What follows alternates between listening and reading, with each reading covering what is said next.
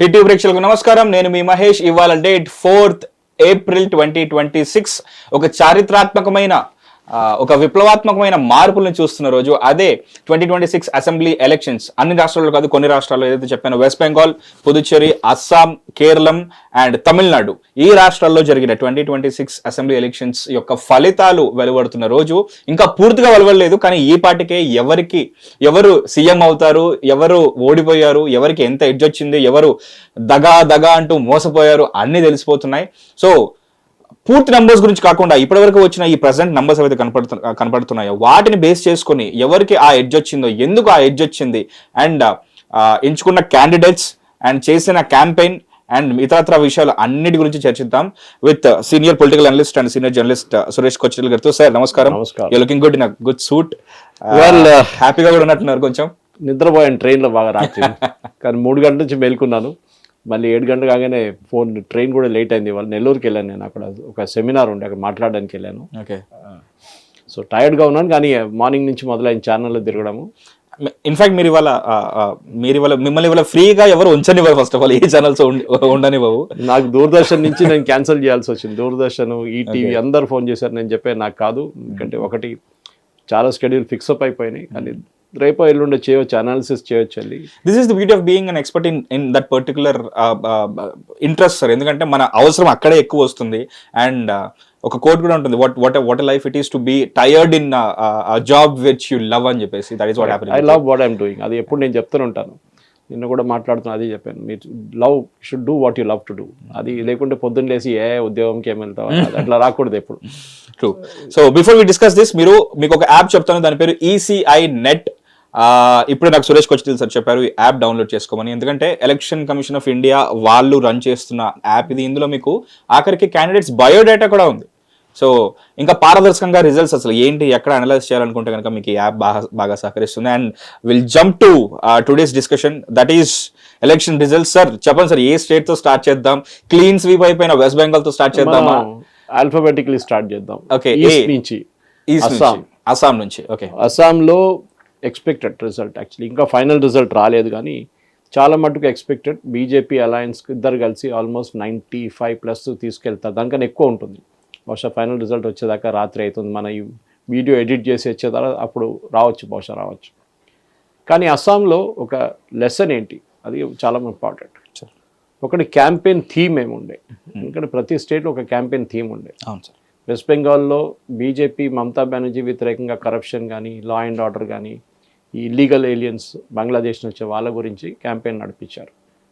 అస్సాంలో హిమంత బిశ్వ శర్మ, ఆయన క్యాంపెయిన్ అక్కడ ఉన్న మియా అంటే బంగ్లాదేశ్ నుంచి వచ్చిన ముస్లిమ్స్ని అక్కడి తీసేయాలని చెప్పి చాలా రోజుల నుంచి, వాళ్ళకు ఇప్పుడు కాదు, బహుశా నేను కాలేజీలో ఉన్నప్పటి నుంచి ఆల్ అస్సాం స్టూడెంట్స్ యూనియన్ కూడా పెద్ద జరిగింది. అప్పుడు రాజీవ్ గాంధీ గారు ఒప్పందం చేశారు. చాలామంది యంగ్స్టర్స్ చనిపోయారు పోలీస్ ఫైరింగ్ అంతా. దాంట్లో వాళ్ళకేముండంటే, మా అస్సాం ప్రొఫైల్ మార్చేస్తున్నారు, మీరు మా కల్చర్ మార్చేస్తున్నారు ఈ బంగ్లాదేశ్ నుంచి వచ్చిన వాళ్ళు.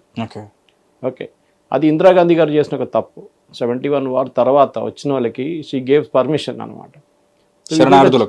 చాలామంది వచ్చి సెటిల్ అయిపోయారు, బెంగాల్ వైపు కానివ్వండి, మన అస్సాం వైపు అంతా. కానీ దాని తర్వాత పెద్ద గొడవ జరిగితే ఆల్ అస్సాం స్టూడెంట్స్ వాళ్ళు పోరాటం చేశారు. మా కల్చర్ పోయింది, మా ఫుడ్ హ్యాబిట్స్ పోయింది, భాష పోయింది, వీళ్ళు డ్రెస్ చేసి లుంగి వేసుకొని తిరుగుతారు, వీళ్ళు ఏంటి ఇదని చెప్పేసి పెద్ద గొడవ నడిచింది. దాని తర్వాత ఒక నేషనల్ రిజిస్టర్ ఆఫ్ సిటిజన్స్ చేయాలని నిర్ణయించుకున్నారు. ఎన్ఆర్సీ మన హైదరాబాద్లో మాట్లాడితే మన ఓవైసీ గారు కోపడతారు ఇప్పుడు, కానీ అస్సాంలో ఆల్రెడీ ఇంప్లిమెంట్ చేశారు. అది that to under supreme court guidelines. Basically మీరు ఇండియన్ సిటిజనా కాదా, నేషనల్ రిజిస్టర్ ఆఫ్ సిటిజన్స్ ప్రతి దేశంలో ఉంది, కానీ మన దేశంలో లేదు. మన దేశంలో ఒక సిటిజనా కాదా అని ఐడెంటిఫై చేయడానికి ఏ డాక్యుమెంట్ లేదు మన దగ్గర. పాస్పోర్ట్ వ్యాలిడ్ కాదు, మీ ఆధార్ కార్డు వ్యాలిడ్ కాదు, మీ బర్త్ సర్టిఫికేట్ వ్యాలిడ్ కాదు, ఏం వ్యాలిడ్ కాదు. సో మీరు ఒక ఇండియన్ సిటిజన్ ఎట్లా ప్రూవ్ చేస్తారు మీరు? So only ways by birth certificate, అది ఫోర్జ్డ్ ఉంటుంది. లేకుంటే 10th క్లాస్ సర్టిఫికేట్, అది కూడా ఫోర్జ్ చేయొచ్చు, అన్నీ ఫోర్జ్ చేయొచ్చు. Okay. So last is passport, కొంచెం వ్యాలిడిటీ ఉన్నాను పాస్పోర్ట్ ఉంటుంది. సో దాని పెద్ద స్టోరీ అది. సో ఇంకో రోజు బహుశా చేయొచ్చు. ఆల్ అస్సాం స్టూడెంట్స్ అప్పుడు చేసిన గొడవ. ప్రఫుల్ల కుమార్ మహంతా వాళ్ళ నేత ఉండి, ఇప్పుడు వాళ్ళ అహం గణ పరిషత్ అని ఒక పొలిటికల్ అవుట్ఫిట్గా మారిపోయారు. మహంత గారు లేరు ఇప్పుడు, ఆయన పోయారు. దాని తర్వాత ఈ అజిటేషన్లోనే చాలామంది అక్కడ నుంచి ఇల్లీగల్స్ని తీసేయాలని చెప్పి క్యాంపెయిన్ నడిపించింది. అది ఇప్పుడు కూడా హిమంత బిశ్వ శర్మ కంటిన్యూ చేస్తున్నారు. హిమంత బిశ్వ శర్మ మనందరికి తెలిసిందే కాంగ్రెస్ లీడర్ ఉండే ఒక టైంలో. తరుణ్ గొగోయ్, ఇప్పుడున్న గౌరవ్ గొగోయ్ వాళ్ళ నాన్నగారు ముఖ్యమంత్రి ఉన్నప్పుడు ఆయనతో ఒక డిఫరెన్స్ ఒపీనియన్ ఉండే పాలిటిక్స్ గురించి, అక్కడ లోకల్ పాలిటిక్స్ గురించి అస్సాంలో. నేను చాలా పవర్ఫుల్ లీడర్ ఉండే అప్పుడు. ఒకరోజు రాహుల్ గాంధీని కలవడానికి వెళ్ళారు. సో రాహుల్ గాంధీ 2 రోజులు కూర్చోబెట్టి అక్కడ ఢిల్లీలో, తర్వాత పర్మిషన్ ఇచ్చి అపాయింట్మెంట్ ఇచ్చారు. కలవడానికి వెళ్తే సీరియస్ డిస్కషన్లో మాట్లాడదానుకుంటే రాహుల్ గాంధీ కుక్కని బిస్కెట్ తినిపిస్తున్నాడు. ఇది యాక్సెప్టెడ్ స్టోరీ. ఇది నేనేదో నా కథ చెప్పట్లేదు, కానీ ఇది జరిగింది చెప్తున్నారు. రాహుల్ గాంధీ కూడా అంగీకరించారు జరిగింది, తప్పైందని చెప్పేసి. కుక్క బిస్కెట్ తినిపిస్తున్నాడు అనమాట. కుక్కని తినిపిస్తూ మాట్లాడుతూ కుక్క వెళ్ళిపోయింది. కొంచెంసేపు అయినప్పుడు అప్పుడు హిమంత బిశ్వ శర్మ మీరు ఉన్నారా ఇక్కడ అని చెప్పి ఈ కుక్క బిస్కెట్ ఆయనకి ఇచ్చింది. ఆయనకు కోపం వచ్చింది. ఆయన అక్కడ దిగి వెళ్ళిపోయి డైరెక్ట్ బీజేపీ ఆఫీస్కి వెళ్ళిపోయాడు. ఆలోచించండి, అస్సాంలో నంబర్ 2 ఉండే ఆయన రాజీనామా చేసి బీజేపీలో జాయిన్ అయ్యాడు. ఇప్పుడు ఆయన ఇప్పుడు మూడోసారి ముఖ్యమంత్రి కాబోతున్నారు. అంటే బీజేపీ గవర్నమెంట్ అనుకోండి. ఫస్ట్ టైం సర్బానంద సోనోవాల్ ఉండే బీజేపీగా ముఖ్యమంత్రి, ఆయన ఇప్పుడు యూనియన్ క్యాబినెట్లో ఉన్నారు. ఇప్పుడు తర్వాత హిమంత బిశ్వ, ఇప్పుడు మళ్ళీ హిమంత బిశ్వ. నార్త్ ఈస్ట్లో ఒక పవర్ఫుల్ అమిత్ షా మ్యాన్ అనేది ఇప్పుడు హిమంత బిశ్వ శర్మ. మణిపూర్లో గొడవ జరిగినప్పుడు హిమంత బిశ్వ శర్మని పంపించారు, నువ్వు వెళ్ళి చూడ ఏమవుతుంది అక్కడ అని చెప్పేసి. అంత కాన్ఫిడెన్స్ ఉంది సెంట్రల్ లీడర్షిప్కి. హిమంత బిశ్వ శర్మ కూడా అది ప్రూవ్ చేశారు. అంటే హీజ్ అ రియల్ ఫైటర్.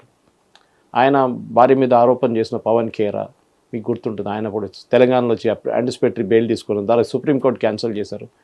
దాని వ్యతిరేకంగా మళ్ళీ ఆయన వెళ్ళి సుప్రీంకోర్టుకి వెళ్ళి బెయిల్ తీసుకున్నారు. అది కాకుండా హిమంత బిశ్వ శర్మ ఈ గౌరవ్ గొగోయ్ భార్య మీద ఆరోపణ చేశారు. దానికి పాకిస్తాన్తో పనిచేశారని చెప్పి she's a foreign lady Elizabeth. అదన్నీ పెద్ద గొడవ. అస్సాంలో అది చాలా మటుకు ఆ పాలిటిక్స్ నడుస్తుంది. అది ఇప్పుడు ఫారినర్ అనగానే వాళ్ళకి కోపం వస్తుంది, మా స్టేట్లో మీరు ఏం చేస్తున్నారని చెప్పి. అస్సాంలో ఎందుకంటే వాళ్ళ కల్చర్ మార్చేస్తున్నారు. ఇప్పుడు మన తెలంగాణలో అనుకుంటే రేపు వచ్చి బెంగాలీ వాళ్ళు వచ్చి మొత్తం టేక్ ఓవర్ చేసుకుంటే బిర్యానీలు ఉండవు, మన లోకల్ ఫుడ్ ఉండదు, ఏముండదు. వాళ్ళ కల్చర్ వచ్చేస్తుంది, బతుకమ్మ ఉండదు, ఏముండదు. అదే అస్సాంలో వచ్చిన ప్రాబ్లం అన్నమాట. సో ఆ ప్రాబ్లం నుంచి పుట్టిన ఒక నేషనలిస్టిక్ స్పిరిట్ ఒకటి ఉంది అస్సాం కోసం. అదే సార్, అంతమంది రెఫ్యూజీస్ వచ్చారు అక్కడ నుంచి. వచ్చారు ఎందుకంటే 71 వార్ తర్వాత చాలా మటుకు వచ్చారు. మళ్ళీ రోహింగ్యాలు వచ్చారు, బంగ్లాదేశ్ వైపు నుంచి వచ్చి అక్కడ ఎంటర్ అయ్యారు వాళ్ళు కూడా. సో లాస్ట్ సుప్రీంకోర్టు కూడా చెప్పారు వీళ్ళని తీసేసి వీళ్ళు పంపించారు. సో రాజీవ్ గాంధీ అగ్రిమెంట్లో ఏం చేశారంటే అస్సాం కాకుండా మిగతా రాష్ట్రాలకు పంపించేశారు వీళ్ళు. అది చేసిన పెద్ద తప్పు. అది ఆ టైంలో ముస్లిం ఓట్స్ కోసం చేసిన పని. ఇప్పుడు కూడా అంతే. ఈసారి కాంగ్రెస్ గెలిచిన ఫస్ట్ లిస్ట్లో నేను చూసిన విన్నర్స్ లిస్ట్లో 22-23 మంది అప్పుడు నేను చూసిన టైంలో గెలిచిన వాళ్ళు 3 హిందువులు ఉన్నారు, మిగతా 20 మంది ముస్లిమ్స్. అంటే అంత మట్టుకు వాళ్ళు దాని మీద ఉన్నారు. ఇన్ఫాక్ట్ అక్కడ ఒక పార్టీ ఉంది ఏఐయుడిఎఫ్, నాకు తెలియదు ఎన్ని సీట్లు గెలిచారు చూడాలి ఇవాళ.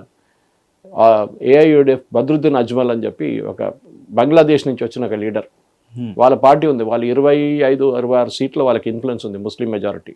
నార్త్ అస్సాంలో ఉంటున్నారు అంతా. సో ఇది అస్సాంలో ఉన్న స్టోరీ. సో హిమంత బిశ్వ శర్మ ఆ నేషనలిస్టిక్ స్పిరిట్ని పెట్టుకొని గవర్నమెంట్ పర్ఫార్మెన్స్, ఎందుకంటే ఒక టైంలో 2014 దాకా అస్సాం అనగానే ఎక్కడో అస్సాం, ఎక్కడో north east, out of sight out of mind అంటాం ఇంగ్లీష్లో. డెవలప్మెంట్ లేదు, ఏం లేదు. ఇప్పుడు చూడండి లాస్ట్ 10-15 సంవత్సరాల్లో చాలా మటుకు మార్పులు వచ్చినాయి అక్కడ. బ్రిడ్జెస్ కానీ, మీరు రోడ్స్ కానివ్వండి, కనెక్టివిటీ ఇంప్రూవ్మెంట్, ఎయిర్పోర్ట్స్, కొత్త ఎయిర్పోర్ట్లు కట్టడం, ఉడాన్ కనెక్టివిటీ స్కీమ్ లాంటి స్కీమ్ తీసుకుని చాలా మటుకు చేస్తారు యూనియన్ గవర్నమెంట్, స్టేట్ గవర్నమెంట్ కలిసి. దాని డెవలప్మెంట్ ఆన్ గ్రౌండ్ కనిపిస్తుంది ప్రజలకి. బహుశా ఈసారి కూడా ఓటేళ్ళు అడిగినప్పుడు పర్ఫార్మెన్స్ మీద మాట్లాడారు, గవర్నెన్స్ మీద మాట్లాడారు. సో ఆబ్వియస్లీ హిమంత బిశ్వ శర్మకి అదొక పాజిటివ్ ఆస్పెక్ట్గా వచ్చిందనమాట. రెండవది మనం చూస్తే అక్కడున్న యంగ్స్టర్స్ కూడా ఉద్యోగం రావాలని చెప్పి అక్కడ ఉద్యోగాలు పెట్టడానికి మొదలుపెట్టారు. ఎందుకంటే మనకు తెలుసు నార్త్ ఈస్ట్ ఉన్న చాలామంది మన దగ్గర రెస్టారెంట్లో, బ్యూటీ పార్లర్లో అక్కడ పనిచేస్తాం. ఇక్కడ ఒకటే కాదు, మీరు బెంగళూరుకి వెళ్ళండి, ఢిల్లీకి వెళ్ళండి, ఎక్కడైనా వెళ్ళండి, ముంబైకి వెళ్ళండి. వాళ్ళు ఎందుకు ఇక్కడ రావాలి? వాళ్ళు అక్కడ ఎందుకు ఉద్యోగం చేసుకోలేకపోతున్నారు? వాళ్ళు చదువుకోవడం కూడా చాలామంది ఢిల్లీలో చదువుకుంటారు వచ్చి. అది మెయిన్గా వాళ్ళకి ఒకటి ఎడ్యుకేషన్, నెక్స్ట్ ఎంప్లాయ్మెంట్, ఇది 2 ప్రొవైడ్ చేయాలి. దానికోసం ఇప్పుడు చూడండి సెమీ కండక్టర్ ల్యాబ్ కడుతున్నారు అక్కడ అస్సాంలో. మీరు ఆలోచించలేరు ఒక టైంలో అది కూడా అక్కడ వస్తుందనేది. ఓకే, ఇది డెవలప్మెంట్ అనేది, ఆన్ గ్రౌండ్ డెవలప్మెంట్. దాని తర్వాత నార్త్ ఈస్ట్ కూడా, most of north east including Arunachal Pradesh వైపు కూడా వాళ్ళు రోడ్లు వేస్తున్నారు, డెవలప్మెంట్ చేస్తున్నారు. ఒక టైంలో ఏకే ఆంటనీ ముఖ్యమంత్రి మన డిఫెన్స్ మినిస్టర్గా ఉన్నప్పుడు ఒక స్టేట్మెంట్ ఇచ్చారు పార్లమెంట్లో, మీరు అరుణాచల్లో, లదాఖ్లో రోడ్ ఎందుకు కట్టట్లేదు అంటే అది చైనా వాళ్ళు కోప్పడతారు మనం కడితే అని చెప్పారు. Official statement, it is still there on record. ఆలోచించండి, అంత భయపడుతుండే చైనాని. మనం రోడ్ వేస్తే చైనా కోప్పడతారంట. ఆలోచించి, మన ఆర్మీ కావాల్సిన రోడ్ అదని. ఓకే, ఆర్మీ ట్యాంకులు తీసుకెళ్ళడానికి, ఆర్మీ ట్రక్స్ మూవ్ చేయడానికి అట్లా ఉండే పరిస్థితి. So I'm not surprise with Assam. కానీ నేను విన్నాను గౌరవ్ గొగోయ్ ఓడిపోయాడు అని. That is a big blow. Gaurav Gogoi is Congress face అస్సాంలో. వాళ్ళ నాన్నగారి పేరు అఫ్ కోర్స్ ఆయన వారసత్వం నడిపిస్తున్నాడు, కానీ ఆయన ఓడిపోవడం ఏంటి అది అర్థం కావట్లేదు. ఈ ఎలక్షన్ కన్నా ముందు, ఎలక్షన్ జరిగే ముందు కూడా, క్యాంపెయిన్ కన్నా ముందు అస్సాం ప్రదేశ్ కాంగ్రెస్ చీఫ్ బీజేపీలో చేరిపోయింది. ఓకే, ఆలోచించండి, ప్రదేశ్ కాంగ్రెస్ చీఫ్ బీజేపీలో చేరిపోయింది. అందుకని డిఫరెన్స్ ఒపీనియన్ అగైన్ ఉన్నాయి. ఆ కుక్క బిస్కెట్ స్టోరీ ఇప్పుడు మీకు తెలిసిపోతుంది ఎందుకు ఇంపాక్ట్ ఎందుకు ఉందనేది. ఆ రోజు హేమంత బిశ్వ శర్మ మాట విని సార్ట్అవుట్ చేసుకుంటే అయిపోతుండే. ఎవరైనా ఇద్దరు నడుమిట్లో డిఫరెన్స్ ఒపీనియన్ ఎప్పుడు ఉంటుంది పాలిటిక్స్లో. ఇప్పుడు ఏదైనా గొడవ ఉంటే అమిత్ షా ఏం చేస్తారు, ఇద్దరిని పిలిపిస్తారు, రా వచ్చి కూర్చో అని చెప్తారు, మాట్లాడతారు, ఇట్లా అని చెప్పి సార్ట్అవుట్ చేస్తారు.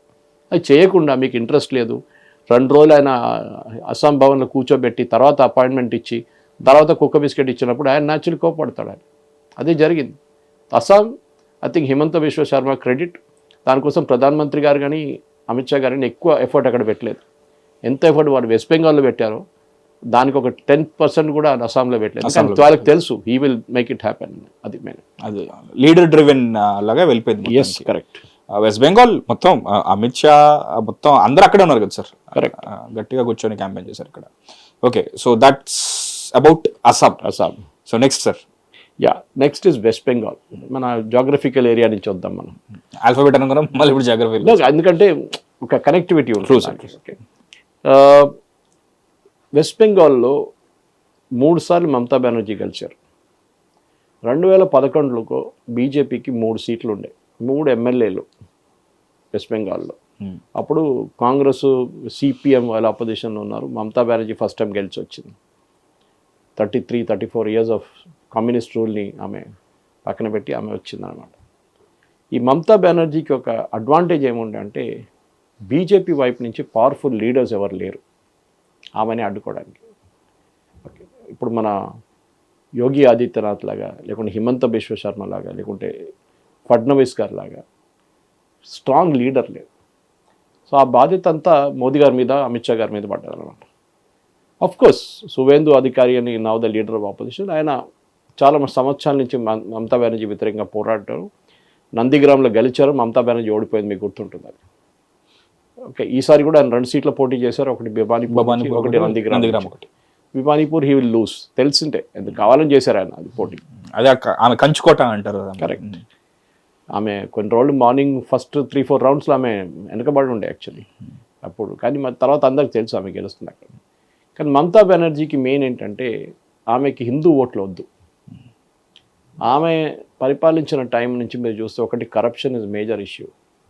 మీరు ఆ బెంగాల్ చిట్ ఫండ్ స్కామ్ ఉండే, శారదా స్కామ్ ఒకటి, దాని తర్వాత టీచర్స్ రిక్రూట్మెంట్ స్కామ్ ఒకటి ఉండే, ల్యాండ్ స్కామ్స్ ఉండే, చాలా స్కామ్లు ఉండే. అంటే వాళ్ళ పార్టీ వాళ్ళు ఆమె సంపాదించని చెప్పట్లేదు, కానీ ఆమె కూడా సంపాదించింది బాగానే. వాళ్ళ నెవ్యూ ఉన్నాడు అభిషేక్ బెనర్జీ అని, he was suppose to take over from Mamata Banerjee. ఆమె 70 అయింది ఆమెకి ఇప్పుడు ఆల్రెడీ. ఆల్సో రీసెంట్లీ చేసిన ఒకనొక డిస్కషన్ కి ప్రకారం దురందర్లో ఏదైతే లారీ ఉంటుందో అలాంటి ఒక ఏరియాకి మొత్తం వీళ్ళ నెఫ్యూ మొత్తం చూసుకునేవాడు అని చెప్పేసి అక్కడ మొత్తం అండర్హ్యాండ్ డీలింగ్ నడుస్తుంది. ఎందుకంటే బంగ్లాదేశ్ నుంచి వచ్చిన చాలా మంది వాళ్ళ పని ఇది ఇల్లీగల్ యాక్టివిటీస్ చేయడం అనమాట, బాంబులు తయారు చేయడం కానీ మిగతా కానీ. ఒక టైంలో సిపిఎం కంచుకోవడానికి మీకు తెలిసిందే, జ్యోతిబాసు, దాని తర్వాత బుద్ధదేవ్ భట్టాచార్య. కానీ సిపిఎం ఓవర్ నైట్ మాయమైపోయారు వెస్ట్ బెంగాల్ నుంచి. అది కేరళలో జరగట్లేదు ఇప్పుడు కూడా. కేరళలో సిపిఎం ఈసారి ఓడిపోయారు ఎల్డిఎఫ్, కానీ వాళ్ళ సపోర్ట్ ఉంది వాళ్ళకి ఇప్పుడు కూడా అక్కడ. ఇది అది కాదు, 0 సీట్స్కి వచ్చేసారు డైరెక్ట్. ఓకే, అదెట్లా? ఆమెమో 215 సీట్లు గెలుస్తుంది, వీళ్ళకేమో 0, కాంగ్రెస్కి 0. కాంగ్రెస్ టైం నుంచే స్టార్ట్ అయింది ముఖ్యమంత్రి ఫస్ట్ డాక్టర్ బీసీ రాయ్ కానీ, దాని తర్వాత సిద్ధార్థ్ శంకర్ రే, ఇట్లాంటి చాలా పెద్ద మేధావులు ఉన్నారు ముందు. దాని తర్వాత జ్యోతిబాసు గారు వచ్చారు, దాని తర్వాత బుద్ధదేవ్ భట్టాచార్య, దాని తర్వాత మమతా బెనర్జీ. అండ్ మమతా బెనర్జీ వచ్చింది కాంగ్రెస్ నుంచే కదా. ఆమె కాంగ్రెస్ నుంచి రాజీనామా చేసి ఆల్ ఇండియా తృణమూల్ కాంగ్రెస్ని పెట్టుకుంది. అటువైపు శరద్ పవార్ గారు కాంగ్రెస్ నుంచి రాజీనామా చేసి ఎన్సీపీ నేషనల్ కాంగ్రెస్ పార్టీ అని పెట్టుకున్నారు. సోనియా గాంధీ ఫారినరు, ఈ ఫారినర్ కింద నేను పనిచేయనని చెప్పేసి వెళ్ళిపోయిన మనిషి శరద్ పవార్. ఓకే, అదంతా ఇప్పుడు మర్చిపోయారు వాళ్ళు. సో మమతా బెనర్జీకి ఏంటంటే కమ్యూనిస్ట్ వాళ్ళ వ్యతిరేకంగా ఉండే ముందు వాళ్ళని ఎట్లయినా ఓడించాలని చెప్పేసి అదే ఆమె సాధించుకుంది. కానీ దాని తర్వాత ఆమె ఒక డిక్టేటర్ లాగా మారిపోయింది కంప్లీట్గా. సో చాలా మంది అంటారు ఒకసారి పవర్ వచ్చిన తర్వాత చాలా వరకు ఇన్ఫ్లుయెన్స్ చేయబడుతుంది అని చెప్పేసి. So that's watt power corrupts absolute power corrupts absolutely అంటారు.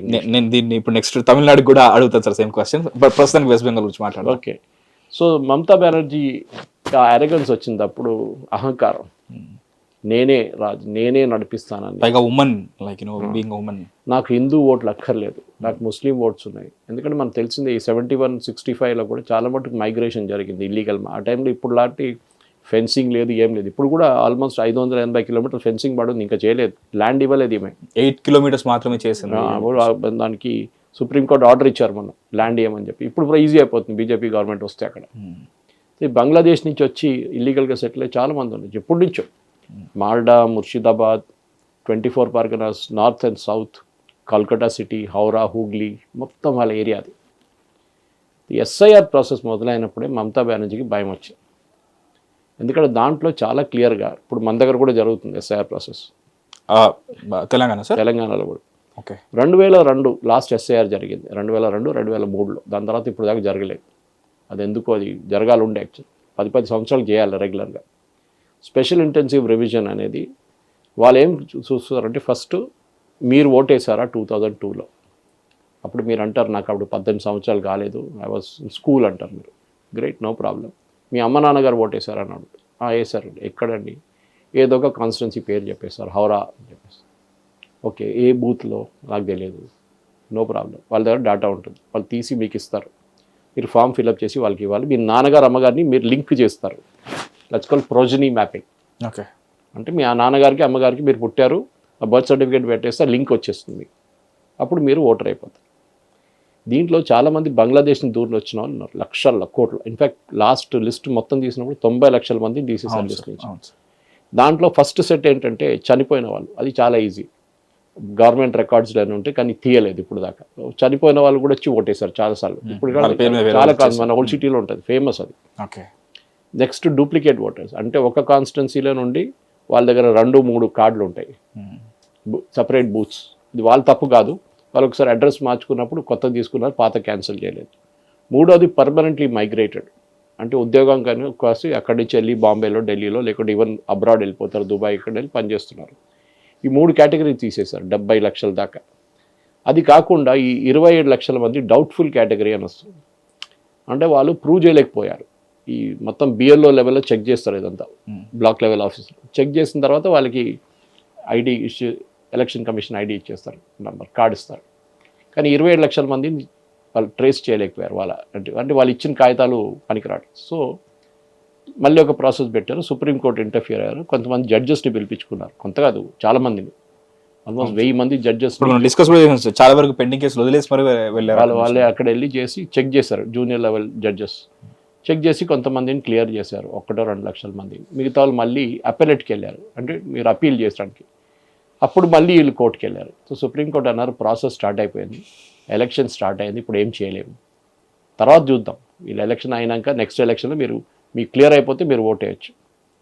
అది ఎస్ఐఆర్ ప్రాసెస్. సో ఈ ఎస్ఐఆర్ ప్రాసెస్లో ఆల్మోస్ట్ 90 లక్షల మందిని తీసేశారు ఓవరాల్గా.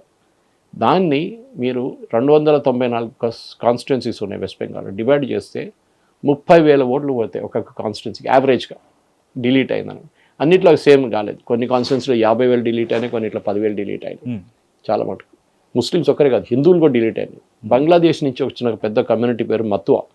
ఓకే, వీళ్ళు షెడ్యూల్ కాస్ట్, వీళ్ళు కొంతమంది ఓబీసీస్ ఉంటారు. ఈ మత్వా కమ్యూనిటీకి వాళ్ళు వచ్చినప్పటి నుంచి వాళ్ళకి సిటిజన్షిప్ ఇవ్వలేదు, ముస్లిమ్స్కి ఇచ్చారు, హిందువులకి ఇవ్వలేదు. కమ్యూనిస్ట్ వాళ్ళు చేసిన గొడవ ఇది, వాళ్ళు చేసిన కుట్ర. మమతా బెనర్జీ కూడా అదే కంటిన్యూ చేస్తుంది, ఇంకా హిందువులు వాళ్ళకి ఓటేయారు కదా అని చెప్పి.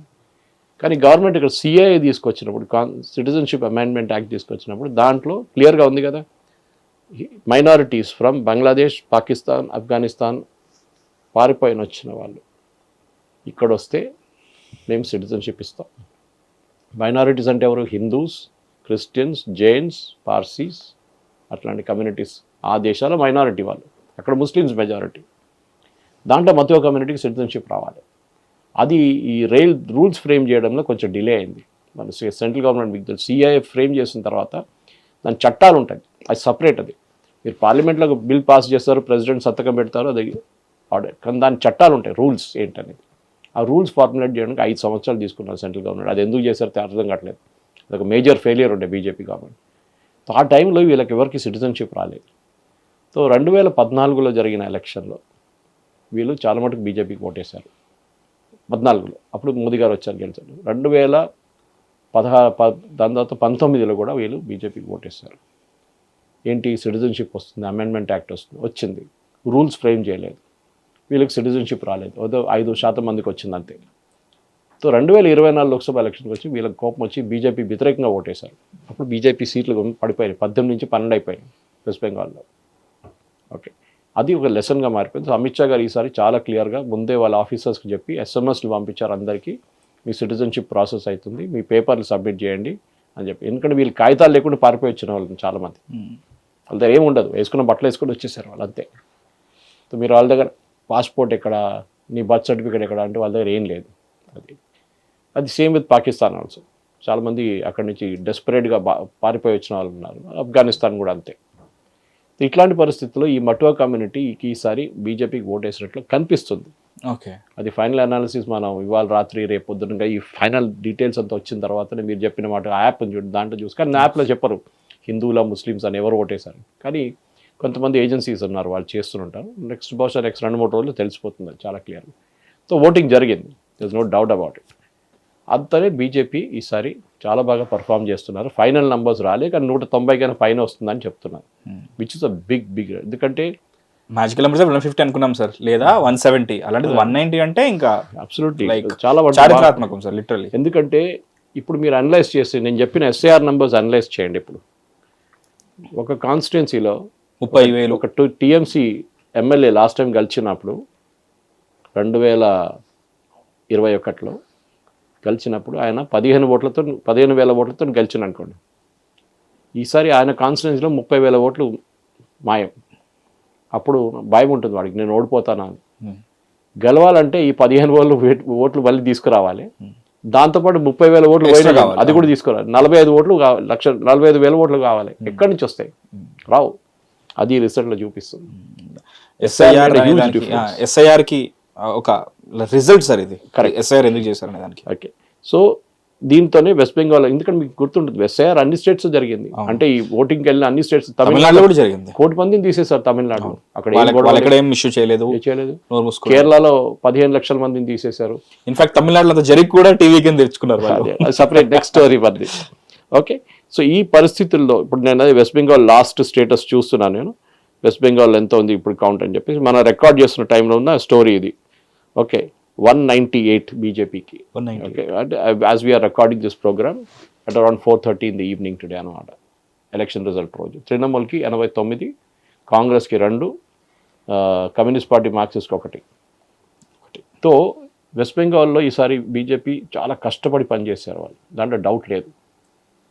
చాలా రోజుల నుంచి అమిత్ షా గారు కానీ మోదీ గారు కానీ ర్యాలీలు అడ్రస్ చేయడం, అది పార్టీ మెషినరీ. బీజేపీ అనే పార్టీ యుద్ధానికి వెళ్ళక ఆర్మీ లాగా ఉంటుంది. అది రాజీవ్ సర్దేశాయి ఎవరో రాశారు, వాళ్ళు ఒక బుక్లో రాశారు, ఇది వెల్ ఆయిల్డ్ మిషనరీ. వాళ్ళకు ఒక మున్సిపల్ ఎలక్షన్ కూడా వాళ్ళకి లోక్సభ ఎలక్షన్గా తీసుకుంటారు వాళ్ళు. కాంగ్రెస్ వాళ్ళకి కాదు. కాంగ్రెస్ వాళ్ళకి మీరు బిర్యానీ ఇవ్వాలి, మందు కొట్టాలి, పెట్రోల్ పోపించాలి, వాళ్ళు పనిచేస్తారు. వీళ్ళ కార్యకర్తలు ఉన్నారు, స్వయం సేవకులు ఉన్నారు ఆర్ఎస్ఎస్ వైపు నుంచి. అది వాళ్ళు ఎలక్షన్ కోసం పనిచేయరు ఆర్ఎస్ఎస్ వాళ్ళు, కానీ బీజేపీ కార్యకర్తలు పనిచేస్తారు. కానీ వాళ్ళకు కొంచెం ఇన్ఫ్లుయెన్స్ ఉంది, ఆర్ఎస్ఎస్ ఇన్ఫ్లుయెన్స్. వాళ్ళు డిసిప్లిన్గా ఉంటారు, వస్తారు, పనిచేస్తారు గ్రౌండ్ లెవెల్లో, మైక్రో లెవెల్. నాకు ఇప్పుడు కూడా గుర్తుంది, చిన్నప్పుడు కాలేజీలో ఉన్నప్పుడు నాయన్ నరసింహారెడ్డి గారు ఫస్ట్ టైం బుల్లెట్ వేసుకొని మా కాలనీకి వచ్చారు. అప్పుడు ఆయన జనతా పార్టీ టికెట్లో జార్జ్ ఫెర్నాండెస్ గారితో వచ్చారు. వచ్చి జార్జ్ ఫెర్నాండెస్ గారు ఇంట్రడ్యూస్ చేశారు, ఈయన Nayani Narasimhareddy trade union leader విఎస్టీలో అని చెప్పి, వజీర్ సుల్తాన్ టుబాకో మన రామ్నగర్ దగ్గర. మా రైల్వే కాలనీ వల్ల వాళ్ళకే ఓటేస్తాం జనతా పార్టీకి. ఆ టైంలో జనతా పార్టీ ఉండే, బీజేపీ లేకుండే. మేము ఆ డిసిప్లిన్ చూసాం. ఆయనతో పాటు 2-3 రోజులు క్యాంపెయిన్కి వెళ్ళాం. క్యాంపెయిన్కి వెళ్తే ఆ టైంలో ఏం ఒక ఆఫ్టర్నూన్ టైపు కొంచెం ఫుడ్ పెడతారు ఏదో అంతే, కానీ పొద్దు నుంచి సాయంత్రం దాకా పనిచేశారు అందరు. దాని తర్వాత నేను 2014లో వారణాసిలో పనిచేసినప్పుడు చూశాను, మళ్ళీ నెలపాటు అక్కడ ఉన్నాను మోదీ గారి కాన్స్టిట్యున్సీలో. అక్కడ కూడా చూసారు ఈ డిసిప్లిన్. ప్రతి ఇంటికి వెళ్ళి వాళ్ళని కాంటాక్ట్ చేయడం, దోపర్చి సిస్టమ్ అని వాళ్ళ దగ్గర సిస్టమ్ ఉంది. ఒక బీజేపీ కార్యకర్తకి 2 సైడ్లు ఇస్తారు పేపర్ది. ఎలక్షన్ షీట్, మీకు షీట్ ఉంటుంది కదా, ఇక్కడ 20 మంది, ఇక్కడ 22 మంది ఉండొచ్చు, 40 మంది ఉంటారు. 40 మందిది ఏబీసీ తెలుసుకోవాలి, మొత్తం వాళ్ళు A to Z తెలుసుకోవాలి. వాళ్ళు ఇంటికి వెళ్తారు, వాళ్ళు కలుస్తారు, మొత్తం డీటెయిల్స్ రాసుకుంటారు, వీళ్ళు ఎక్కడ ఉన్నారో, ఎక్కడ పని చేస్తారో అన్ని డీటెయిల్స్ రాసుకొని వచ్చి రాత్రిపూట మీటింగ్ పెట్టుకుంటారు వీళ్ళందరూ కలిసి. 400-500 డేటా ఉంటుంది, అదే ఎంటర్ చేస్తారు సిస్టమ్. చాలా మెథాడికల్గా పనిచేస్తారు. ఇప్పుడు దాంట్లోనే మీకు తెలిసిపోద్ది 500 మందిలో 300 మంది మాకు ఓటేస్తారు, 200 మంది వేయరు. వాళ్ళ టెలిఫోన్ నెంబర్ ఉంటుంది, అది తెచ్చుకుంటారు. ఎలక్షన్ రోజు బయట కూర్చొని ఒక టీం ఉంటుంది, మీరు చూస్తుంటారు, టేబుల్ వేసుకొని కూర్చుంటారు. లోపల ఒక టీం ఉంటుంది, 2-3 ఉంటారు, ఒక్కొక్క బూత్లో ఒకరు ఉంటారు. ఆడు లిస్ట్లో ఆడు రాగానే టిక్ చేస్తూనే ఉంటాడు. కొంచెం ఆఫ్టర్నూన్ కాగానే ఆడు బయటకు వచ్చి చెప్తారు, వీళ్ళు రాలేదురా, వీళ్ళందరూ రాలేదు అని చెప్పి చెప్తారు. వాళ్ళకి ఫోన్ చేస్తారు, ఏం సార్ మీరు ఇంకా రాలేదు, మేడం ఇంకా మీరు రాలేదు అని. వాళ్ళు ఏదో ఇష్యూ చెప్తారు. వాళ్ళు అరే బండి ప్రాబ్లం ఉంది, నేను పంపిస్తానులే. అట్లా బూత్ మేనేజ్మెంట్ అనేది చాలా క్రూషియల్. అమిత్ షా గారు ఎప్పుడు చెప్తారు, ఇది బూత్ మేనేజ్మెంట్. ప్రతి ఓటర్ని బూత్కి తీసుకురావాలి, అది మీ రెస్పాన్సిబిలిటీ. ఓకే, ఇది జరిగింది. ఈసారి ఓటింగ్ పర్సంటేజ్ పెరిగింది, అది కారణం ఇదే కదా. మీరు లిస్ట్ నుంచి 90 లక్షల మందిని తొలగించేస్తే న్యాచురల్లీ మీ పర్సంటేజ్ పెరుగుతుంది. లాస్ట్ టైం 82% వేసిన వాళ్ళు ఈసారి మీరు 90 లక్షల మంది తీసేస్తే పర్సంటేజ్ పెరుగుతుంది ఆటోమేటిక్. ఆల్సో మీరు ఇందాక చెప్పినట్టు బూత్ వరకు రావడం ఇంపార్టెంట్ అని చెప్పేసి చెప్పారు. ఈసారి మీరు స్టేట్ పోలీస్ని కాదు, ఎందుకంటే స్టేట్ పోలీస్ మొత్తం ఎవరికి ఫర్గా ఉంటారో తెలుసు, అందుకని సెంట్రల్ నుంచి బలగాలు వచ్చాయి. సో ఎలా అసలు బెంగాల్లో ఎలక్షన్స్ అండ్ బెంగాల్లో పోలింగ్ అంటేనే ఏంటి చచ్చిపోలేదా ఎవరు అని చెప్పేసి అంత షాకింగ్ గా ఉంటారంట. సో మీకు హ్యాపీగా రండి, మినిమం 1000 మంది చనిపోతారని చెప్పేసి విన్నాను. నిజమే. సో అలాంటిది హైయెస్ట్ 92, ఫస్ట్ ఫేజ్ లో 92, సెకండ్ ఫేజ్ లో 94% ఆఫ్ పోలింగ్ నమోదవడం అంటే రికార్డ్ సార్. అది సెంట్రల్ గవర్నమెంట్ ఫోర్సెస్ని ఉంచుకున్నారు వీళ్ళు. వాళ్ళు ఉండడం ఒక్కటే కాదు, ఎలక్షన్ రిజల్ట్ వచ్చిన తర్వాత కూడా 60 రోజులు ఉంటారని చెప్పారు. మమతా బెనర్జీ గెలుస్తారో బీజేపీ గెలుస్తారో ఆ టైంలో తెలియదు కదా, ర్యాలీస్ కూడా ఆపేశారంట కదా. సో ఇప్పుడు జరుగుతున్న దాని ప్రకారం మీకు తెలుసు, దీనికన్నా ముందు జరిగిన ఎలక్షన్లో చాలా మంది మహిళల్ని రేప్ చేశారు వీళ్ళు, టీఎంసీ గుండాస్. ఎలక్షన్ రిజల్ట్ వచ్చిన తర్వాత వాళ్ళు బీజేపీకి ఓటేశారని చెప్పి కోపం వచ్చి. సో దానికోసం ఈసారి మీరు చూసుంటారు, మార్గ్ ఒక ఏజెన్సీ వాళ్ళు సర్వే చేశారు ఇండియా టుడే కోసం, కానీ వాళ్ళు రిజల్ట్ ఇవ్వలేదు. వాళ్ళు అన్నారు అక్కడ వెళ్తే మీకు మాకు ఏ స్టేట్లో ప్రాబ్లం లేదు, వెస్ట్ బెంగాల్లో అడిగితే భయపడుతున్నారు, మీరు ఎవరికి ఓటేశారని చెప్తే భయపడుతున్నారు, కానీ మీరు ఎక్కడి నుంచి వచ్చారని వాళ్ళకి తెలియదు. వీళ్ళు ఏదో ఏజెన్సీ పేరు చెప్తారు కదా, వాడు టీఎంసీ వాడు ఉండొచ్చు, బీజేపీకి వేస్తారంటే వాళ్ళు మార్క్ చేసుకుంటారు. చవీలు కథ ఎంతోమందిని చంపేశారు. దాన్ని చంపిన వాళ్ళు 2 పోటీ చేశారు, వాళ్ళ వైఫ్స్ పోటీ చేశారు. ఈసారి ఆర్జే కార్ మెడికల్ కాలేజ్లో రేప్ చేసిన అమ్మాయి వాళ్ళ మదర్, చంపిన అమ్మాయి మదర్ పోటీ చేశారు. 80,000 ఓట్స్ అప్పటికే ఆమెకి. So she said I'm fighting for a cos. So Bengal election ఈసారి జరిగింది బేసిక్లీ మహేష్, ఒకవైపు బీజేపీ చాలా కష్టపడి పనిచేస్తారు, ఇంకోటి మమతా బెనర్జీ మీద ఉన్న కోపం. ఓకే, అంటే మీరు ఎంత పెద్ద మనిషి అయినా కానీ మీకు ఒక హంబుల్నెస్ ఉండాలి. నేనే పెద్దోడు, నాకనేవాడు లేడు, నేనే దేవుడు అనుకుంటే ఆ ఒక్కరోజు మీకు కింద పడతారు. హిందీలో అంటారు ఆస్మాన్ పే ఉండే వాళ్ళే మిట్టి మే మిల్ జాయేగా. అది జరుగుతుంది. అదే మమతా బెనర్జీతో జరిగింది, అదే స్టాలిన్తో కూడా జరిగింది. అంటే సార్ సరే 15 ఏళ్ల క్రితం ఇదే మమతా బెనర్జీని వాళ్ళు ఎన్నుకున్నారు. అప్పుడు కమ్యూనిస్ట్ పార్టీ ఉండింది, వాళ్ళని ఓడించి మమతా బెనర్జీ మొత్తానికి అప్పుడు గెలిచారు. ఇప్పుడు 15 ఏళ్ళ తర్వాత ఇప్పుడు ఈమె దిగింది. అంటే దీన్ని అంటే 15 years, ప్రతి 5 to 10 to 15 years ఒకసారి ఆ రెజిమ్ మారాలని చెప్పేసి అక్కడ ఉన్న లోకల్సే మార్చుకోవాలనుకుంటారు కదా, అదేమైనా ఫర్ అయిందంటారా, లేకపోతే ప్యూర్లీ బీజేపీ క్యాంపెయిన్ స్టైలా?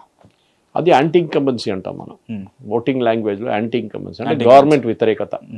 అది ఏదైనా ఉండొచ్చు కారణాలు, లా అండ్ ఆర్డర్ ఉండొచ్చు, మహిళల సురక్ష గురించి ఉండొచ్చు, వెల్ఫేర్ స్కీమ్స్ ఉండొచ్చు, కరప్షన్ గురించి ఏదైనా ఉండొచ్చు.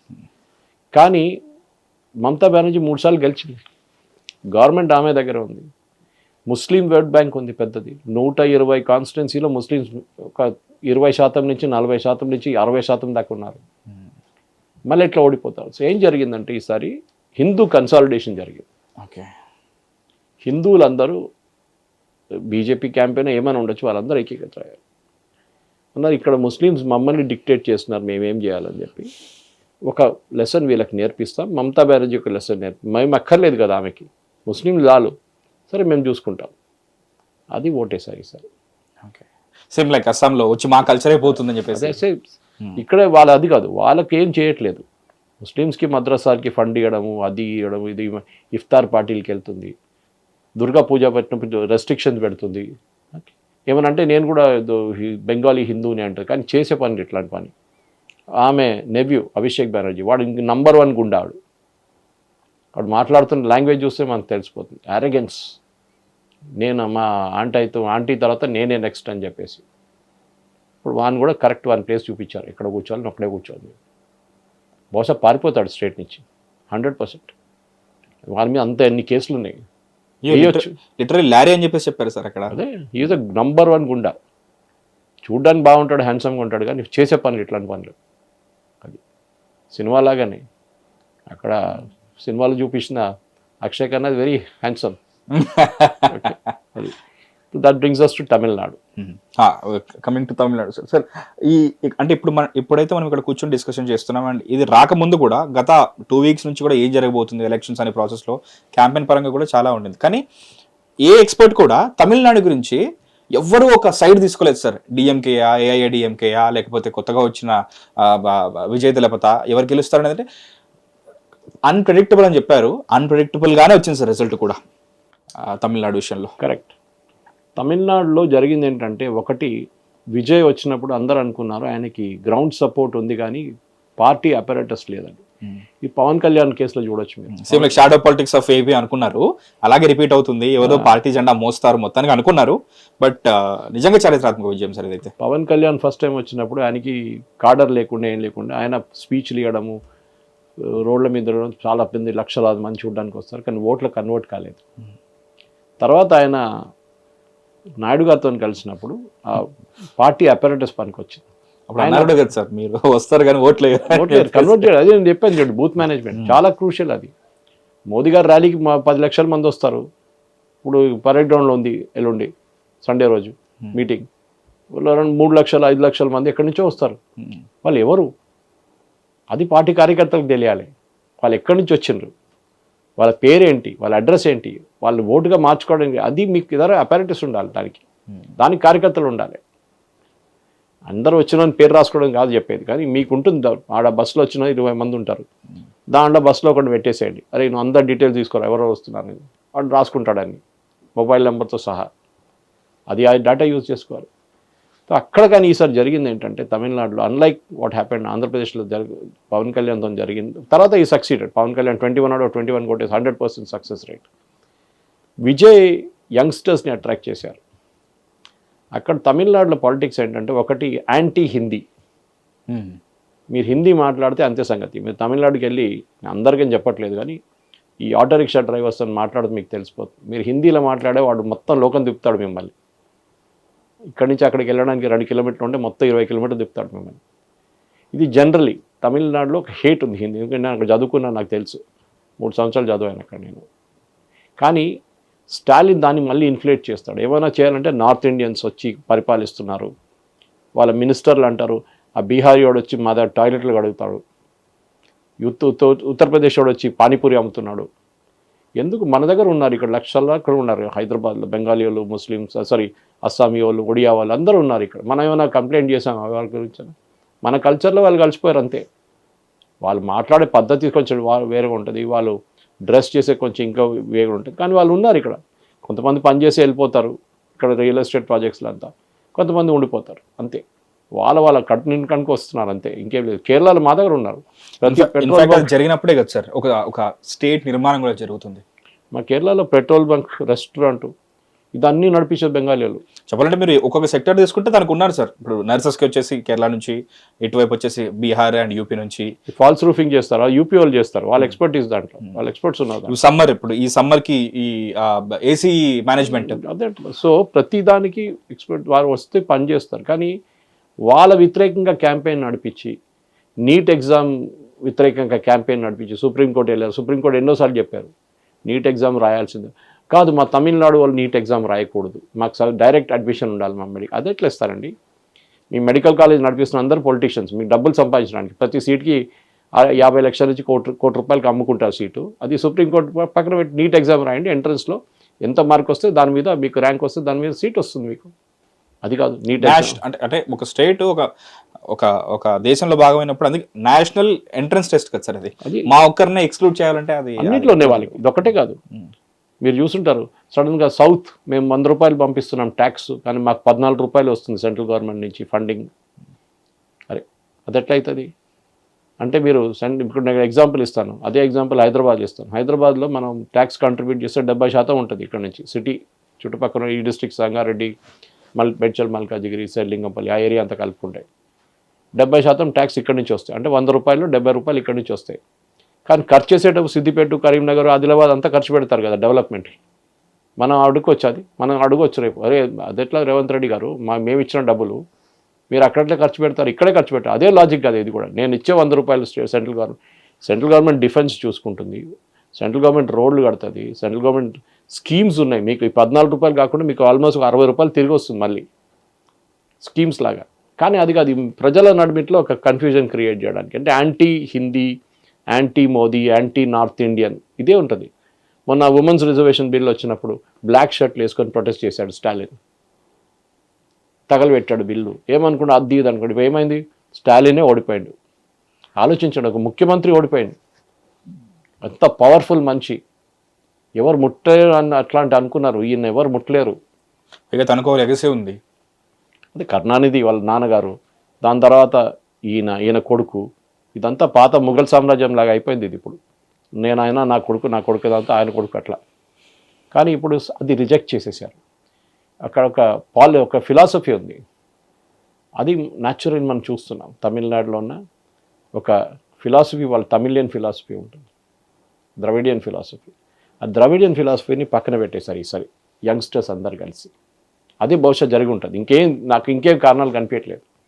ప్రజలకు విసుకొచ్చేస్తుంది ఇదంతా, ఈ యాంటీ డెవలప్మెంట్. అది మంచి స్టేటు, జీడిపి చాలా బాగుంది, మ్యానుఫ్యాక్చరింగ్ పవర్ఫుల్, కార్ కంపెనీలు, మొబైల్ కంపెనీలు కానీ చాలా ఉన్నాయి.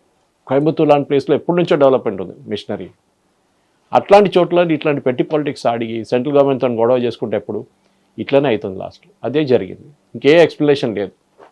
ఎందుకంటే అఫ్కోర్స్ ఆయన కూడా ల్యాప్టాప్ ప్రామిస్ చేసిండు, ఈయన కూడా ల్యాప్టాప్ ప్రామిస్ చేసి బంగారం కూడా 8 గ్రాములు ఆయన అంటాడు, నేను కూడా 10,000 రూపాయలు ఇస్తా అంటాడు, బంగారం 2 గ్రాములు ఇస్తాడు, ఒక 5 గ్రాములు ఇస్తాడు, 10 గ్రాములు అంటాడు.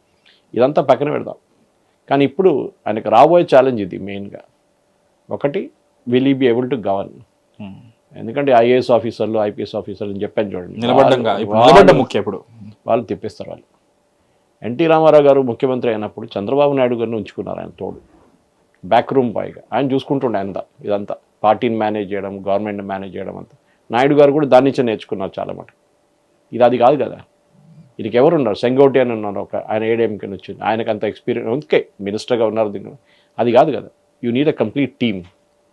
నాయుడు గారు వచ్చినప్పుడు నాకు గుర్తుంది, ముఖ్యమంత్రి అయిన ఎస్వి ప్రసాద్, రందీప్ సుధాన్, ఇట్లాంటి వాళ్ళు చాలామందిని ఆయన ఐఏఎస్ ఆఫీసర్స్ని ఉంచుకున్నారు. If you are not brilliant individually, surround yourself with brilliant people అంటారు, వాళ్ళు చూసుకుంటారు మిమ్మల్ని. And also when it comes to ఒక స్టేట్ మేనేజ్మెంట్ ఆబ్వియస్లీ టీమ్ గానే ఇది ఒక పెద్ద ఛాలెంజ్గా ఉండదు. ఒకటే మనకి ఇప్పుడు ఫైనల్ నంబర్స్ రాలేదు, ఆయనకి ఆన్ హిజ్ ఓన్ మెజారిటీ రాదనుకుంటాను నేను. ఏదో కాంగ్రెస్ వాళ్ళో లేకుంటే సిపిఎం వాళ్ళో లేకుంటే సిపిఐ వాళ్ళు 2 సీట్లు వాళ్ళకి వస్తే దాన్ని సపోర్ట్ చేసుకొని ఆ హాఫ్-వే మార్క్ క్రాస్ చేయొచ్చు. వాళ్ళ నాన్నగారు నేను విన్నాను ఎక్కడో, వాళ్ళు ఇన్వైట్ చేశారంట కాంగ్రెస్ని, వాళ్ళకి 5 సీట్లతో వస్తుంది కాంగ్రెస్, మీరు కూడా రండి మాతో పాటు, డిఎంకే ఎందుకు మీ పక్కన పడేసాను డిఎంకే అని. డిఎంకే స్టాలిన్కి ఏదో కొత్త మెసేజ్ ఇది. ఈవెన్ ఏఐడిఎంకే కూడా మీ ద్రవిడియన్ పాలిటిక్స్ని పక్కన పెట్టి స్టేట్ డెవలప్మెంట్ చూసుకుంటే మీకు ఓట్లు వస్తాయి. ఈయన చేస్తాడో లేదో మనకు తెలియదు, ఈయన సంగతి జగన్ లాగా అవుతుందో మనకు అది కూడా తెలియదు. జగన్ కూడా సేమ్ ప్రాబ్లం ఉండే, ఇన్ఎక్స్పీరియన్స్. వాళ్ళ నాన్నగారికి ఉన్న ఎక్స్పీరియన్స్ ఆయన లేకుండే, ఆయన కింద పని చేయలేదు ఆయన. ఎప్పుడు సడన్గా ముఖ్యమంత్రి అయ్యాడు, ఏం చేశాడు, 5 సంవత్సరాలు ఏం చేయలేకపోయాడు, ప్రజలు తీసి పక్కన పడేశారు. అది ఈవెన్ ఈయనతో కూడా కావచ్చు, రేపు విజయ్తో కూడా. You have to prove your self. 5 సంవత్సరాలు సరిపోదు, నాకు 15 సంవత్సరాలు కావాలి, ఇవ్వడు. ఎవ్రీ 5 years రిపోర్ట్ కార్డు ఇవ్వాలి. ఆ రిపోర్ట్ కార్డు మంచి ఉంటే వాళ్ళు పాస్ చేస్తారు, లేకుంటే ఫెయిల్ చేసి పడేస్తారు ప్రజలు. అది ఈ ద్రవిడియన్ మెంటాలిటీ అంటే ఏంటి సార్? లైక్ అది వాళ్ళ ఫిలాసఫీ, ద్రవిడియన్ ఫిలాసఫీ నుంచి వీళ్ళందరూ వచ్చారు, పైకి వచ్చారు. అది వీళ్ళ పార్టీ ఫార్మేషన్ అక్కడి నుంచే మొదలైంది. ఈవీఆర్ నుంచి, ఆయన వైపు నుంచి, మళ్ళీ తర్వాత అన్నాదురై తర్వాత కరుణానిధి, అట్లా వాళ్ళ ఫిలాసఫీ ద్రవిడియన్. అంటే వాళ్ళు అంటారు Tamil the greatest religion. Okay, no problem, greatest religion. Modi garu అంటే యాంటీ టు ఆరియన్సా, అదెంత ఉంది, అది చాలా పెద్ద స్టోరీ అది. If you read about Dravidian philosophy, అది అంగీకరిస్తున్నారు. చోళాలు కానీ పల్లవాస్ కానీ they are all great kings, no doubt about it. కానీ మన దగ్గర కూడా ఉన్నారు కదా పెద్ద పెద్ద కింగ్స్, కాకతీయాలు ఉన్నారు, పరిపాలించారు, వాళ్ళు కూడా చేశారు కదా. కానీ వాళ్ళు ఒక ద్రవిడియన్ ఫిలాసఫీ అంటే ఒక బేసిక్లీ చిన్నప్పటి నుంచే మిమ్మల్ని ఒక యాంటీ హిందూగా, హిందూ రిలీజన్ వద్దు, గుడికి వెళ్ళక్కర్లేదు. అది వాళ్ళ కేరళలో ఉన్న కమ్యూనిస్ట్ వాళ్ళు అదే ప్రాబ్లం వీళ్ళకి కూడా. స్టాలిన్ వాళ్ళ వైఫ్ వెళ్తారు గుడికి, అన్ని గుడికి వెళ్తున్నాము, కానీ ఈయన వెళ్ళాడు. హిందూ రిలీజన్ గురించి అన్నారు, మీకు గుర్తుంటుంది ఉదయనిధి స్టాలిన్ ఏమన్నారు, సనాతన ధర్మ గురించి, అది కోవిడ్ లాగా ఉంటుందంట, మలేరియా లాగా ఉంటుందంట. ఏమైంది ఇప్పుడు? వాళ్ళు చూపించారు ప్రజలు, తక్కువ ఉండొచ్చు హిందూ బ్రాహ్మణ్ పాపులేషన్, కానీ కానీ హిందువులు కలిసి ఓటేస్తారు సార్. అదే టైంలో బీజేపీ ఎందుకు గెలవలేరంటే బీజేపీ తప్పు చేశారు, అన్నామలైని పక్కన పెట్టి. బీజేపీ వీళ్ళతో పొత్తు పెట్టుకోకూడదు ఏఐఏడీఎంకేతో, వాళ్ళు సపరేట్గా పోటీ చేసి వాళ్ళు గెలిస్తే, ఈవెన్ 3 సీట్లు గెలిస్తే కూడా చాలా బాగుంటుంది. అన్నామలైని పక్కన పెట్టింది అన్నిటికంటే పెద్ద తప్పు ఈ క్యాంపెయిన్లో. అది అమిత్ షా గారు ఎందుకు చేశారు నాకు అర్థం కాదు. అంటే ఇప్పుడు మీరే అన్నారు కదా సార్, తమిళనాడులో ఇప్పుడు టీవీకి ఎలాగైతే గెలిచిందో, ఇప్పుడు ఇతను గవర్నెన్స్ పరంగా ప్రూవ్ చేసుకుంటాడా లేదా అని. సో ప్రూవ్ చేసుకోవాలంటే అతను కావాల్సిన లీడర్షిప్ క్వాలిటీస్, సో అన్నామలైలో కూడా అవి ల్యాక్ అవుతున్నాయి, అతన్ని ప్రిపేర్ చేస్తున్నారు, ఆ ప్రాసెస్లో పక్కన పెట్టారు అని చెప్పి అంటున్నారు. అన్నామలైకి అడ్మినిస్ట్రేటివ్ ఎక్స్పీరియన్స్ ఉంది, ఆయన ఐపీఎస్ ఆఫీసర్, దాని నుంచి రాజీనామా చేసి పాలిటిక్స్కి వచ్చాను కదా. సో ఆయనకి ఎక్స్పీరియన్స్ ఉంది, అంటే అఫ్కోర్స్ ముఖ్యమంత్రిగా ఎక్స్పీరియన్స్ కాదు నేను చెప్పేది, కానీ ఆయన పని చేసినప్పుడు చూడండి, తమిళనాడులో ప్రతి బూత్కి వెళ్ళారు. ఏ బూత్లో చాలా 90% బూత్లో ఎవరు లేకుండే బీజేపీకి.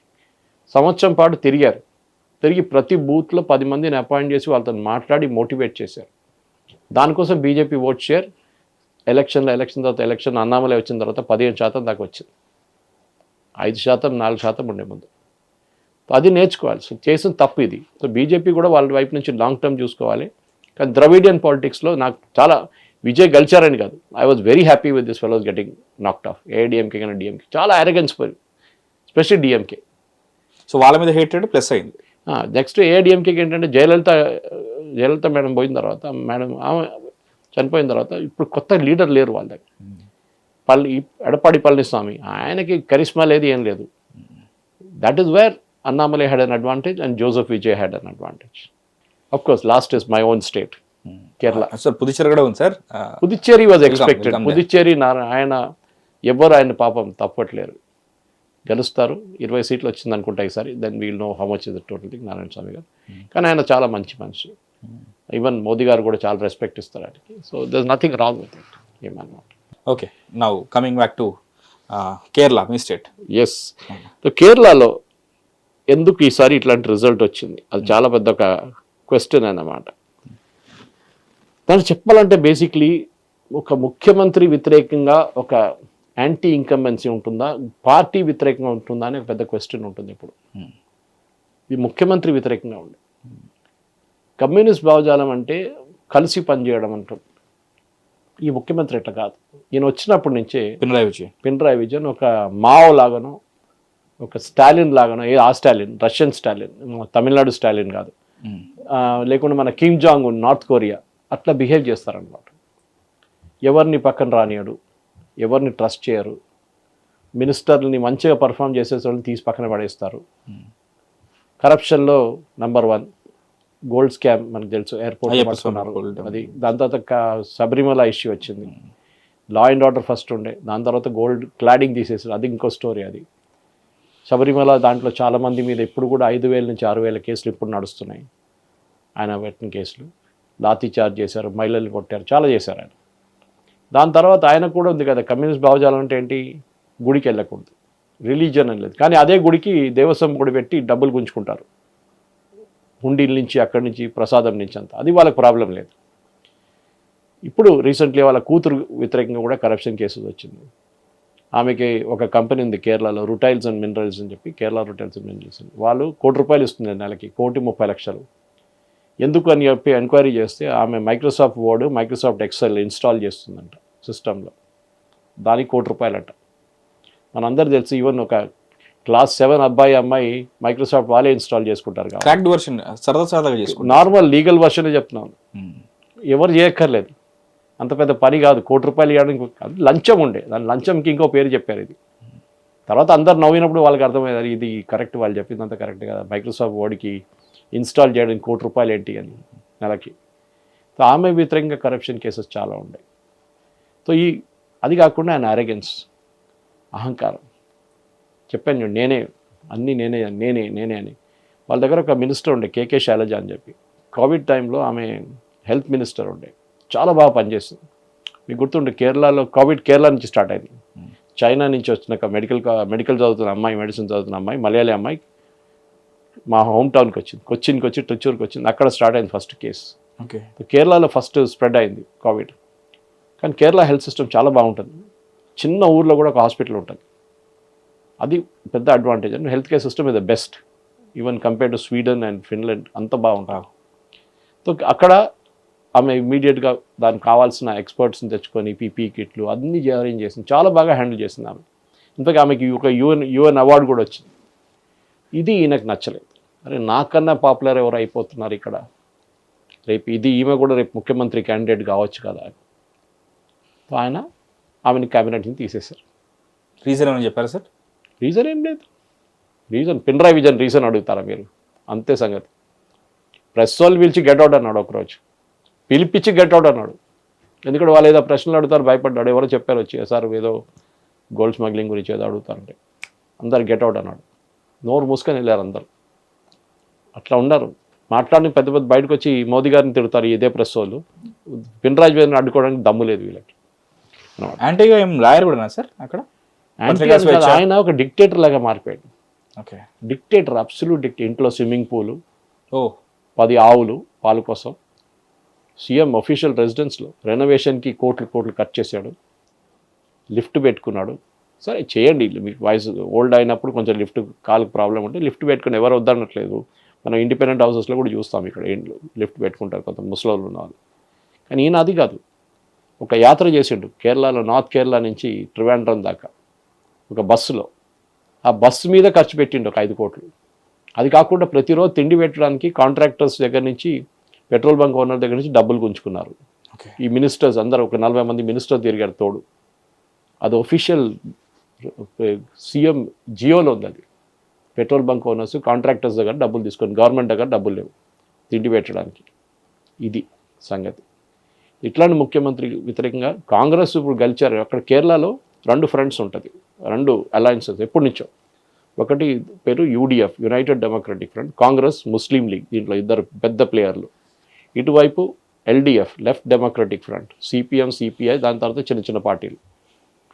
వీళ్ళే ఎప్పుడు పోటీ చేస్తుంటారు. కేరళలో లూజింగ్ విన్నింగ్ మార్జిన్ ఎప్పుడు 2,000 ఓట్లు 3,000 ఓట్లు ఉంటుంది. ఓకే, దానికన్నా ఎక్కువ రాదు ఎప్పుడు. ఈవెన్ సీట్లు కూడా 140 స్థానాలు ఉన్న సీట్లు ఉన్న అసెంబ్లీలో వీళ్ళకి 73 వస్తే వాళ్ళకి అంత తక్కువ 68 అంత వస్తుంది. ఇది నార్మల్.